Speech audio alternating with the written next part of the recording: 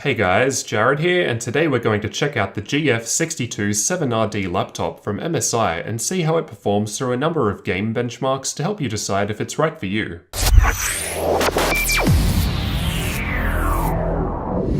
Inside the box, we have the laptop itself, manual and warranty information, power brick, and power cable. First up, let's take a look at the specs of the model I've got here. There's an Intel 7700HQ quad-core Kaby Lake CPU, which runs at 2.8 GHz and can turbo up to 3.8 GHz. I've got 16GB of DDR4 memory running at 2400 MHz here, but the two slots can support up to 32GB. For storage, there's a 128GB Kingston M.2 SATA SSD and a 1TB Seagate 2.5-inch hard drive installed. The SSD is in the M.2 slot, which also supports PCIe 3 NVMe storage, so you can optionally upgrade to a faster SSD. For the graphics, we're dealing with Nvidia's 1050 in combination with the 15.6-inch 1080p wide view panel. We'll see how this performs later in the benchmarks. For the network connectivity, there's a gigabit Ethernet port and killer AC Wi-Fi, which supports up to 802.11ac as well as Bluetooth 4.2. The laptop has a black brushed metallic look to it outside on the lid, but inside things are a bit different. Rather than MSI's usual black, there's a brushed grey plastic going on here, which feels nice and smooth and is unique to the GF model. I'm told that in Australia this model is exclusively sold through Harvey Norman, which seems to make sense. I get the impression it's a laptop aimed towards business professionals rather than strictly gamers based on the 1050 graphics. The physical dimensions of the laptop are 38.3cm in width, 26cm in depth, and 2.9cm in height. The total weight of the laptop is advertised at 2.2 kilos, and when testing this, mine weighed just a little more. And when including the power brick and power cable for charging, the total increases to just under 2.8 kilos, so it's still fairly light and good for transporting. As mentioned, the screen here is a 15.6-inch 60Hz 1080p wide view panel. The wide view panel here looks mostly alright front on. The contrast seems to be lacking a bit though, and once you start looking from above or below, the colours shift quite a bit, and it looks pretty bad. Left and right sides look okay though. As long as you're looking at it directly from the front, it looks fine. The screen also has a matte finish to it, which I personally prefer as you're not looking at reflections. I've performed my usual backlight bleed test on the display, which involves having the laptop show a completely black screen in a dark room to help emphasize any bleeding around the edges. I then take a long exposure photo with my camera to help display any bleed. So basically, this is a worst case scenario test. The result was pretty surprising. There was no noticeable bleed. In the photo, what you're seeing toward the top and bottom is just a result of the panel type. If I move it up or down even the slightest bit, the colors of the blacks shift, just as we saw earlier. It's not actually bleed. This can of course vary from laptop to laptop, so your results may vary. While moving the display, there was a little bit of flex, but no big deal. Unfortunately, you can't open the laptop with one finger. All that weight seems to be placed towards the back, which prevents this. Above the display is a HD camera, so it's only capable of 720p video at 30 FPS. I don't think the camera looks very good. Even with decent lighting, it's still very grainy. The audio also doesn't sound that good either, but I'll let you judge for yourself. There's an RGB SteelSeries keyboard, which I enjoyed typing on. There was a little bit of flex while pushing down hard on the keyboard, but this wasn't really noticeable under normal typing conditions. There was actually more flex in the wrist rest areas. The lighting can be adjusted through the included software, and there are a number of effects available. Unlike the last MSI laptop I checked out, this one doesn't allow individual key customizations. Otherwise, I think it looks quite nice, and I also think MSI have the best looking RGB keyboards out of all of the laptops I've looked at so far. The power button is found towards the top right, while the two buttons next to it can be used as a shortcut to MSI's Dragon Center software, which lets you monitor the system, control the keyboard lighting, and more, while the last button will max out both the CPU and GPU fans. I also found the touchpad to work pretty well. There are physical left and right buttons, which are quite loud and very clicky. Moving on to the available I/O, on the left we have a Kensington lock, gigabit Ethernet port, USB 3.0 Type A port, HDMI port, mini display port, another USB 3.0 Type A port, a USB 3.1 Type C port, and 3.5mm headphone and mic jacks. Over on the right there's a USB 2.0 Type A port, built-in SD card reader, and the power input. There's nothing on the front other than some status LEDs, and nothing on the back other than a couple of air exhaust vents towards the corners. Up on the lid there's the MSI logo, which lights up white when the laptop is powered on. The metallic lid was a fingerprint magnet, but nothing a quick wipe with a microfiber cloth couldn't fix. The grey plastic palm area did a better job of hiding these, but will still need to be cleaned. Underneath there's some air intakes to keep everything cool, as well as some rubber feet which both help prevent the laptop from moving around on flat surfaces when in use, and also rise it up slightly to help let cool air in. The speakers are found underneath the front of the laptop, and I found that they didn't sound very good at all. They sounded tinny with no bass whatsoever.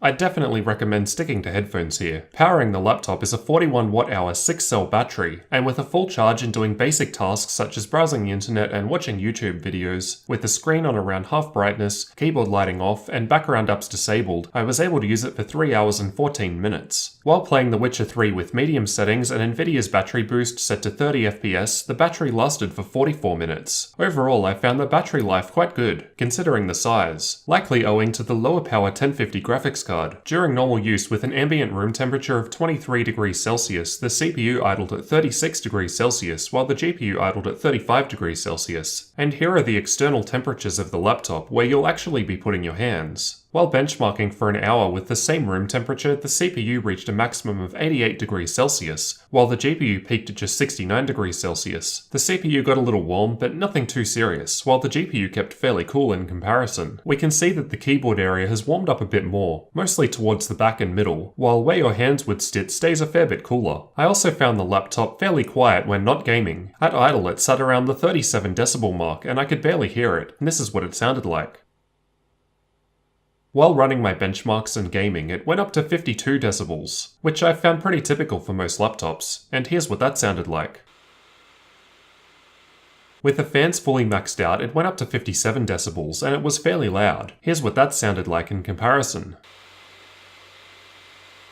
I also did not notice any coil whine while testing. Finally, let's take a look at some benchmarks. We'll first cover some real-world gaming benchmarks, followed by tests with various benchmarking tools. While I'm aware that the 1050 isn't meant to be a serious gaming graphics card, I wanted to test my usual suite of games against it to see how it held up. All tests were run at the 1080p resolution with all Windows and Nvidia updates to date installed. PlayerUnknown's Battlegrounds sets the trend for what we'll see throughout most of the results here, where it runs great at the lower settings, but then drops down quite low at the higher settings. It's also worth keeping in mind that this game is difficult to benchmark as it greatly depends on what's going on in game, so take these results with a grain of salt. Battlefield 1 felt great to play regardless of the setting level used. You could play on high and get just under the 60 FPS sweet spot. The Witcher 3 wasn't too bad. Even at Ultra I still felt like it was playable, but you'll probably want to run it on lower settings to get higher frame rates. Watch Dogs 2 ran surprisingly well at the lower settings. I found it playable on all settings high and below, while on Ultra it was almost unusable and felt choppy. As usual, Ashes of the Singularity performed slightly better in DirectX 12, while overall it ran pretty good at the lower setting levels. Rise of the Tomb Raider on the other hand showed different behavior, where DirectX 12 resulted in lower frame rates than DirectX 11. A bit odd, as with better graphics cards, DX12 usually gives a slight improvement, so that was interesting. Shadow of Mordor was able to get fairly high frame rates, even at high settings. I found this game to not be too dependent on graphical horsepower, so it runs quite well here. I've also tested the newer Shadow of War. In comparison, it looks like it needs more power to run, but with medium settings and lower, we're getting alright results. Ghost Recon struggled on all but the lower settings. You might want to look at a laptop with better graphics if you'll be playing this game. Doom performed fairly similar regardless of the settings used. Even at Ultra, I still found that it felt pretty smooth to play despite the 1050. Although most of these are fairly intensive games, the 1050 didn't do too bad when using lower settings. If you're looking at a laptop for gaming though, you'll probably want to run with higher settings, so I'd recommend a 1060 or above, as I found that to be a great sweet spot for 1080p 60fps gaming. Otherwise, a 1050 Ti would probably be the minimum I'd personally consider for gaming. Of course, depends on the games that you'll be playing. Now onto the benchmarking tools. While a useful indicator, note that these results are less practical compared to the real-world gaming results previously shown. This is how the laptop performed in Heaven benchmark, with the tessellation set to extreme and anti-aliasing set to 8. And this is how Valley benchmark performed with anti-aliasing on 8, at various graphics settings. For the last benchmark, I ran Firestrike from 3D Mark and got a score of 5,536, so not too bad for the 1050. In Crystal Disk Mark, the 256GB SATA 3 SSD performed around 560 MB per second in sequential reads and 200 MB per second in sequential writes, which is pretty typical for a SATA 3 based SSD, although a little lower on the write speeds there. The 1TB hard drive gets around 113 MB per second in sequential reads and 96 MB per second for the writes. Nothing special, but it's okay for extra storage. Overall, I think the laptop performs quite well, although if you're looking for a gaming laptop, I'd look at something with at least a 1050 Ti instead. You can definitely play lots of games with this laptop, just be prepared to dial back the settings, and keep in mind that you need to look directly straight onto the screen to see it properly. With that said, the 7700 HQ CPU is still a powerful laptop CPU, and all other tasks worked flawlessly. The lower end GPU does however allow the laptop to get fairly decent battery life though, while keeping cool temperatures. I could see this being used primarily as a low-weight laptop for work, with some light gaming on the side. With these exact specs, the laptop comes in at $1,996 Australian dollars. At the time of recording though, it was 20% off, so $1,596 total, which is about $1,200 US dollars for my international friends, and it comes with a 2-year warranty. So what did you guys think of MSI's GF62 7RD laptop? Considering the screen quality and that you're getting the 1050, at full price I think I'd look at getting something with a 1060 instead. Even at the discounted price, I could still get a 1050 Ti based laptop. Let me know what you guys thought down in the comments, or simply leave a like or dislike on the video to let me know what you thought. Thanks for watching, and don't forget to subscribe for future tech videos like this one.